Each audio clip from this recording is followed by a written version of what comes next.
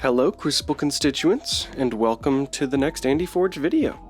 This is deck 8 out of this display box. I'm super excited to just keep doing these. My short actually just went live the day that I'm recording this. You guys seem to have really liked it. Not a whole lot of comments, but a lot of people watching it. And I really like the way that it turned out. So if you haven't seen that yet, go check it out. I'll go ahead and put a link to the in the description down below for you to look at it. But it's also pretty easy to access on my channel. There's a lot of KeyForge news going on. We've got some dates for OP. The shipping date was moved forward since the last time I recorded a video. So they're saying that they're expecting it to be in, I think, May, late May, or because we had originally had June. So they said May. So my highest hopes are putting us at shipping beginning in mid to late May. You know, getting our decks by early to late June. So expect a lot of content. This video will be the first where I start ramping up productions of these videos, because I want to finish this display before I get into the Winds of Exchange stuff. But when Winds of Exchange comes in, I'll have a bunch of Winds of Exchange decks. I'll start an Unchained display deck opening. I'll start doing a whole bunch of things. I've got a collector's box to show you guys, spoilers cards for Grim Reminders, the statues, the reviews of the other content that I get. So, I mean, it is a good season for KeyForge, and it's only going to get better. And I have a bunch of other video stuff working on the background. I'm super pumped. But let's get into this deck opening. We're starting with the houses. We've got a yellow Archon. First house is Mars. Got Untamed. And we got Logos. Ooh, this Archon looks really cool with the sort of pyramid silhouetted head, giant red arm. It actually looks really awesome. The mold that Lawlessly aggravates art. This is a really cool name. Okay. Well, I've got high hopes for this deck. Logos is good. Let's get some good efficiency out of there. Can we get a Ginkgo with Mars? I know that's a bit much. Or maybe this could be one of those, you know, shard decks we haven't seen yet. I'm super pumped. Okay, let's get into the card review. And we're jumping right back into it with the card review, or card reveal. Here's that Archon. Looks super good. Excited to see what we've got in here. Got some high hopes for it. Let's hope at the very least we pull a pretty decently sized deck. Or decent SAS deck. Starting off here with Untamed. We've got Telgia as our rare. 3-power human witch creature with each time your opponent plays a creature, gain 1 amber. Not bad. Some passive amber gain is really good. It's like a, not an inverse per se, but a different version of a hunting witch, kind of, relying more on your opponent. Then we've got another rare. The action Quicksand. Play, destroy the most powerful creature controlled by each player who does not control a ready untamed creature. Okay, so if you control a ready untamed creature, you don't destroy a creature, but if you don't control a ready untamed creature, you destroy your most powerful creature. Really specific. It's interesting. Good for taking out big targets. Panpakajaga is a 3-power beast creature with Skirmish. Creatures to the left of Panpakajaga in the battle line gain Skirmish. Fantastic. We've got Lifeweb, a card that I'm not super fond of. Its requirements for triggering is pretty specific. It has an amber bonus icon, which is good. It's an action. Play, if your opponent played 3 or more creatures on their previous turn, steal 2 amber. So if you can get that to go off, that's pretty powerful, but you kind of have no control over that. And then we've got Flaxia, a 4-power creature with play, gain 2 amber if you control more creatures than your opponent. Fantastic. Got Bumblebird, a 1-power creature with alpha. Put 2+1 power counters on each other friendly untamed creature. Then we've got Save the Pack. Play, destroy each damaged creature. Gain 1 chain. Let's hope we can get some ways to spread around damage then. We've got the 3-power creature Grove Keeper here. At the end of your turn, give each neighboring creature a +1 power counter. Not bad. We've got Glimmer here, a 1-power creature. Not super excited to have 2 alphas in a single pod, but Glimmer's not bad. I would rather have Glimmer than Bumblebird, but it is play, return a card from your discard pile to your hand. That can be super useful. Got Fang House here, 3 power with Assault 3 and Hazardous 3. 2 of those. Gonna make our Flaxia pretty easy. A 2 power creature here, Darna. Play, gain 1 amber for each damaged friendly creature. Reap, heal 2 damage from a friendly creature. Not bad, can do a lot of fighting it seems. Okay, and we're here into Mars. Already it looks like we didn't get Genka. There are no rares in our Mars. We're starting off with an uncommon. The 6 power robot creature, Stormcrawler. Stormcrawler only deals 1 damage when fighting. After an enemy creature reaps, stun it. Another way to get off a kind of creature control effect. I know Zizix Shockworm, or Ziz, I forget what it is. Lots of Z's, Y's, and S's. Is also in this set for Mars that has a similar effect, just less beefy. And then I compare that one to Amber and Balot. So we've got the action here, Sample Collection. Play, put an enemy creature into your archives. For each key your opponent has forged, if any of those creatures leave your archives, they are put into their owner's hands instead. Interesting. There is a Mars card that is coming out in the Coming Winds of Exchange set that helps you keep cards like this into your archives. You can keep them there instead of returning them to your opponent's hand. I'll go ahead and put up a spoiler warning. Give it a few seconds because I do want to show it to you guys. I think it's really cool. Okay. And there it is. I forget what his name is. I think it's like Mimnarch the Red or something like that. Coming in Winds of Exchange. Super awesome. Looks really cool. Plays into the whole Mars theme really well. Excited to see them coming back. Pause here for a second for the spoiler warning time. Okay. Back here with the Mars upgrade, Red Planet Ray Gun. It's got an Amber bonus, and this creature gains Reap. Choose a creature, deal 1 damage to that creature for each Mars creature in play. Not ready Mars creature, that's nice. Okay, some good artifact control, artifact creature and upgrade control. Destroy them all. Play, destroy an artifact, a creature, and an upgrade. I would be careful with that because you do have to do it. So if I'm the only one with a... Wow, okay, 2 of them. If I'm the only one with an artifact, creature, or upgrade, then I'll have to be destroying my own. But you do have to hit all 3 of those triggers or hit them not at all.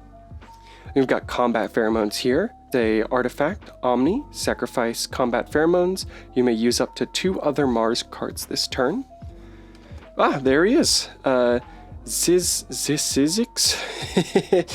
Shockworm. After an enemy creature reaps, stun it. You got 2 ways to get that stun effect going. That's good.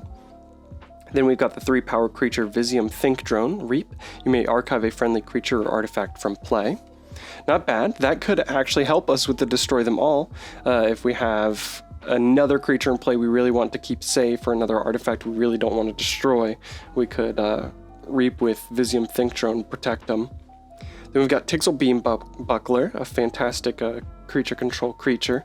4 power, 1 armor. Play, deal 2 damage to a creature and move it to either flank of its controller's battle line. Ooh, and then we've got Mindworm here. Mindworm is a 1 power creature with elusive. Before fight, the creature Mindworm fights, deals damage equal to its power to each of its neighbors.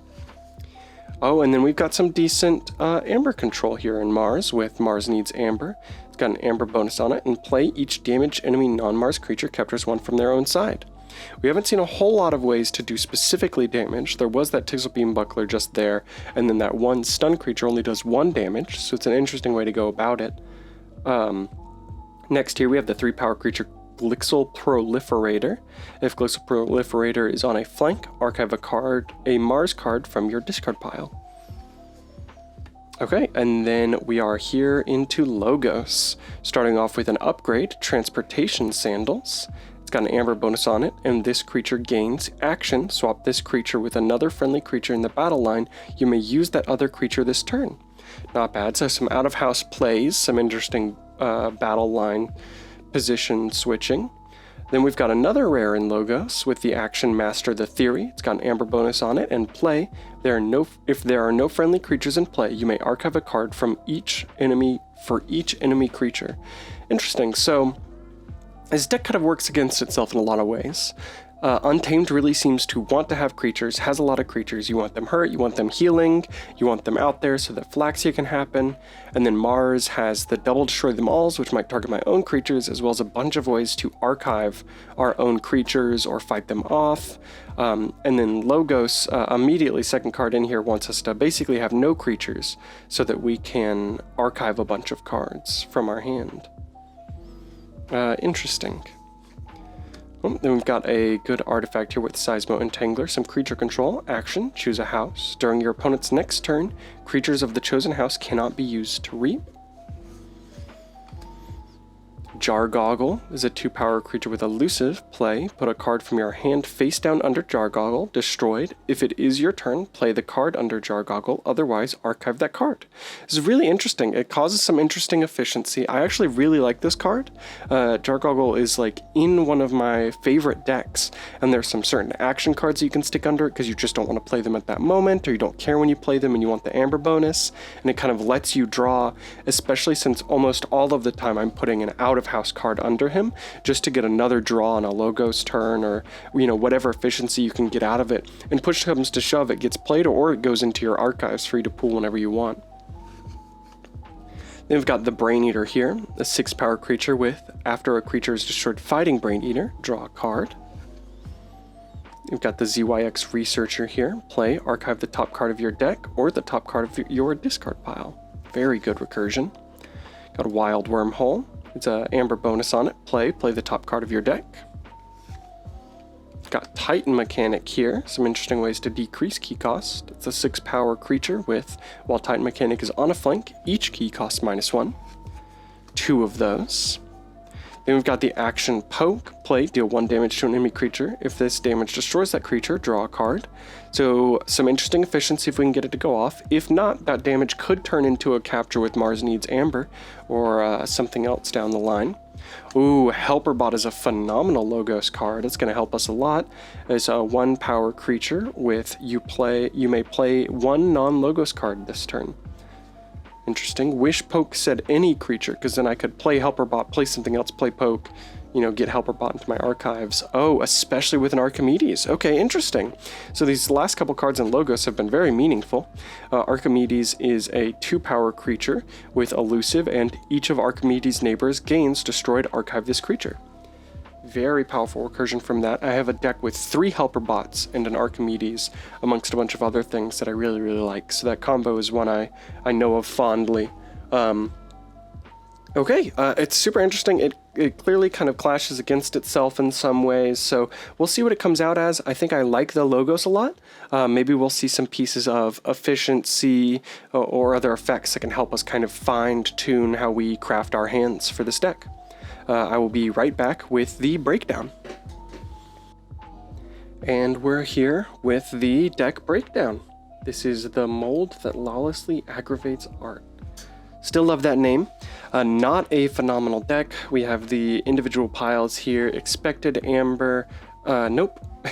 Amber control, expected Amber, artifact control, creature control. The pile for creature control is pretty big, but our number is really small. These are the cards that affect creature control. I think Fanghouse is 0.05 on decks of KeyForge, if that tells you anything. We'll go ahead and pull up, there's the SAS.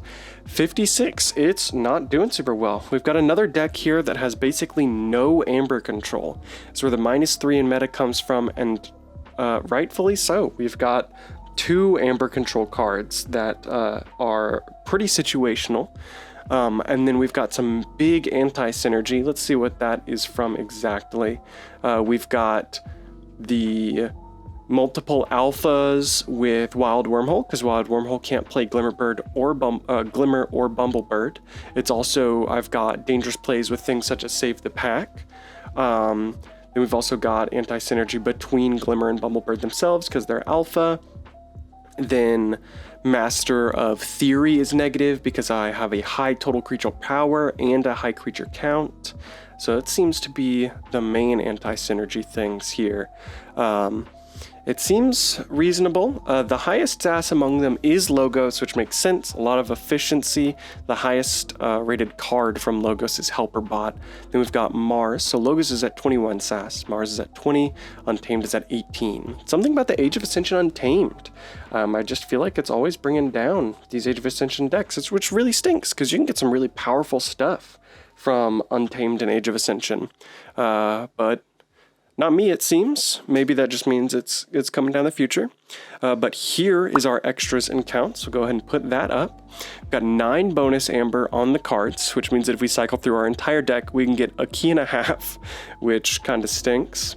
We've got 10 actions, 22 creatures, which is a lot of creatures. The average is about 18. Seems like most of that was pulled from our actions. We've got 2 upgrades and 2 artifacts. And then no board wipes, no scaling amber, no key cheats. And then all of the archiving, I believe, for the most part, comes from Logos, except for Visium Think Drone and Glossal Proliferator in Mars. Yeah, okay. We'll go ahead and get that out of here. And then there is our Amber and Control section. We've got a 1 in Amber Control, but a pretty big 3 in Artifact Control, thanks to both those Destroy Them Alls. We'll go ahead and look through this. So our 2 expected Amber here, or our 2 Amber Control rather, I keep mixing that up, I'm sorry, is Life Web, which is the, if my opponent plays 3 or more creatures, I get to steal 2. Again, steal 2 is powerful. The Amber bonus on it is nice, but often if this shows up in your hand, you're just going to have to play it. Holding on to it for a turn in which your opponent plays a lot of creatures isn't going to be easy. You never know what they're playing around, and a lot of the times the decks are going to mix up high value turns where they play some creatures, some actions, and then move on to the next turn for the next house. So it's not super reliable, but steal 2 is nice when you can get it to happen. Then we've got our Mars Needs Amber here. Each damage enemy non-Mars creature captures 1 from their own side. Mars Needs Amber is one of the, I'd say, more powerful Amber controls from Mars, especially like Age of Ascension Mars.